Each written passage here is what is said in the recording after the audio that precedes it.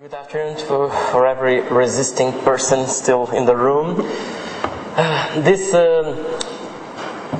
project was sponsored by Portugal Telecom, and it was born of a beginning earlier project to develop technology to connect Second Life messaging systems to instant messengers, Google Talk, and cell phones through SMS.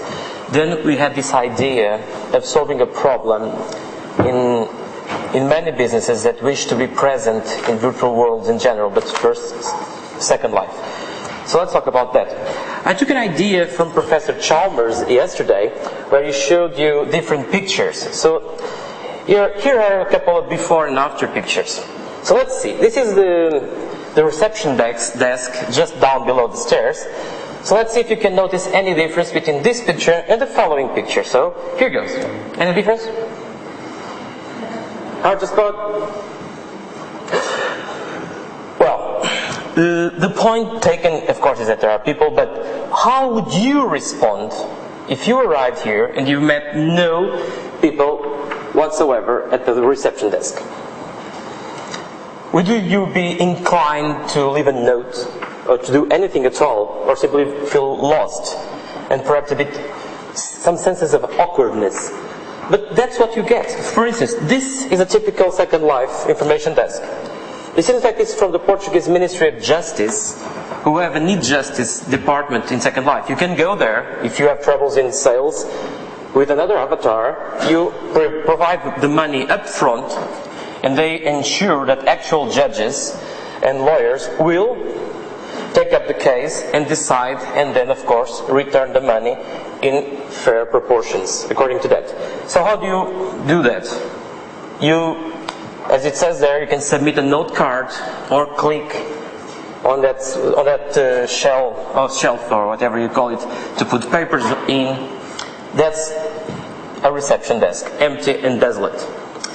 There are other options. This is from Anche Chang, one of the main land barons or land sellers in Second Life. So you have those balls. If they are black, it means that staff member is not online at the moment. If they show the planet Earth, that means that staff member is online, and you can send an instant message to talk to that staff member. It's a bit better, but still it feels a bit desolated. So the point here is that in a web page, you don't care if other people are present or not.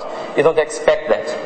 It's a personal relationship between you and the web page. But on the virtual world, there is this expectation of other people, of socializing. And there is something seriously lacking if companies want to have a presence, but then just provide beautiful, deserted environments. Unless, of course, you constantly organize events like parties or other situations, but that's not something you can do on a constant manner. So what we did was take this approach. The center avatar there is a bot, but it's not a bot to act like an irritating answering machine.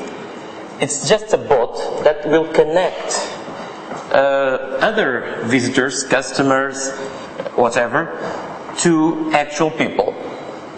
So when people talk to that bot, that robot, an actual staff member from a list that is doing their regular job, working in Word, working in Excel, doing whatever they usually do, will get all chat or instant messages by SMS, and can respond in the same way. And if everyone is offline, this can happen by cell phone messages. So I have a small video to show you how this can work.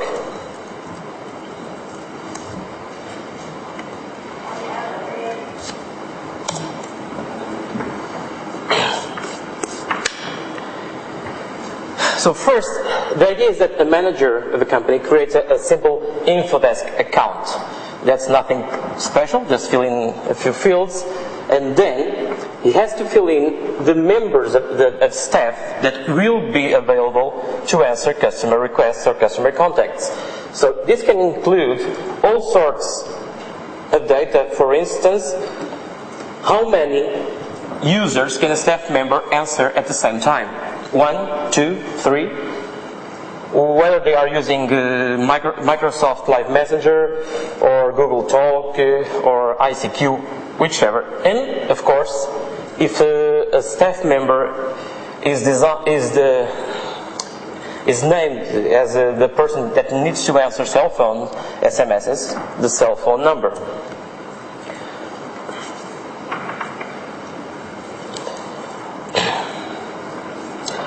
Then the manager of this staff, this team, must just provide the name and password of the bot, of the robot in Second Life that will be present to provide this, to convey this information between users and the team members. Team members must add a different bot, a messenger bot, as their personal contact in Messenger, and now things are ready to work. The system knows that staff members are online or offline using the messenger services. So the bot is ready and available at the information desk, 24/7 if so desired, with no one actually having to look at the blue sky waiting for clients and customers. Then everything takes place over Messenger. You can even send commands to, for instance, to ask the bot how many people are we talking to, who is number one, who is number two, or saying, I want to send a message for open chat for all customers in my vicinity, or I just want to send a private message. So it actually takes place like this. Someone chats, immediately it receives an answer if the first member of the staff team available. The conversation can ensue. If necessary, they can move on to private messages, not just open chat, as you'll see quite soon.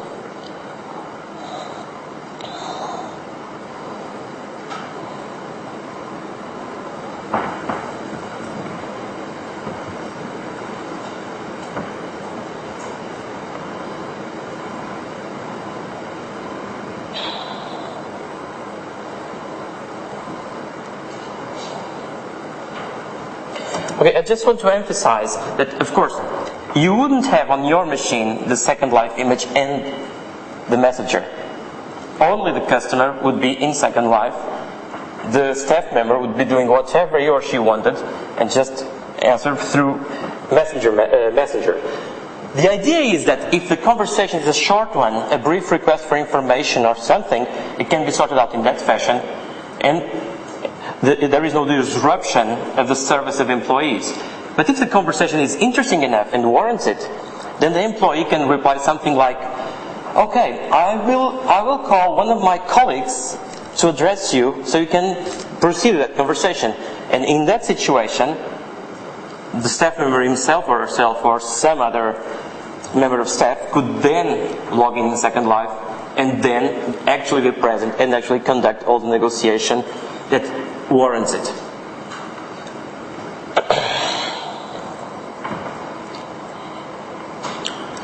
So I think it's a fairly simple idea to grasp. This is the model that we used. So as you can see on the left, there is a Second Life bot that will forward all communication to our system. The system itself has a different bot. They're shown in blue on the right, which is a messenger bot to provide connection to the staff member. And while at the university we used GSM modems to communicate with cell phones, now this is being implemented at the telecom company, and of course using different technologies, more professional technologies, to make the connection to the cell phone networks. So, what is left? What are we doing now? We are now developing a follow-up project, also sponsored by Portugal Telecom. We want to add gestures and physical responses to the avatar, so that artificial avatar, so that it can turn around to the person he's talking to. And if, for instance, the avatar notices that the staff member is silent, at least just provide something like "just a moment, please," or some sort of in-between message, so that the person doesn't feel awkward talking to an answering machine. Of course, other things we are looking into is situations where a staff member drops down of communication, and so different staff member must get access to the history, the chat history. And also, we also are trying to extend this to multi-platform. So a staff team can address multiple locations in Second Life or in different virtual worlds, or even locations in the web pages, so that you can have a natural presence online in Web 2.0 websites, all being answered by the same team that is not looking up into a screen waiting for contacts, are doing a regular job. One of the things we are also trying to do is adapt this to other situations like education and training, because I would like to just make the note that we are not specifically into communications solely. We are doing quite a lot of research also in education and training. It is a sort of a technological piece in support of different activities. So this is it for my communication, which is, I think is quite short off the time. And Sarah was kind enough to allow me to make a plug here, so I will. Next September, this conference will take place, and I'm one of the organizers. So it's in-world, it's inside Second Life, but it's also in the physical world in 7 different countries at this moment. The second call will end within a week, but what we are saying to the people that say that they don't have enough time is that if you can't submit a paper within a week but would like to, submit an abstract and specify in the submission how much extra time you need to submit the paper, so that we can assess the situation and see how manageable that is. So basically, if you have no budget to travel, but you can follow it in Second Life or on the web and actually address the participants with chat.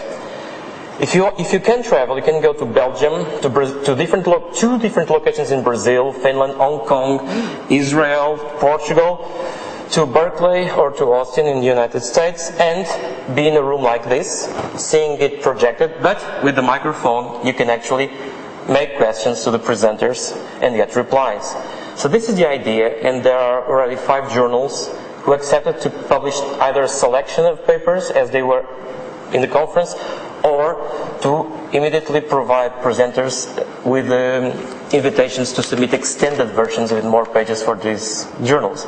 So this was the plug, and thank you, Sarah, for this. You're welcome. And I like the idea of Brazil. So. Okay, so this was it. Thank you. Thanks.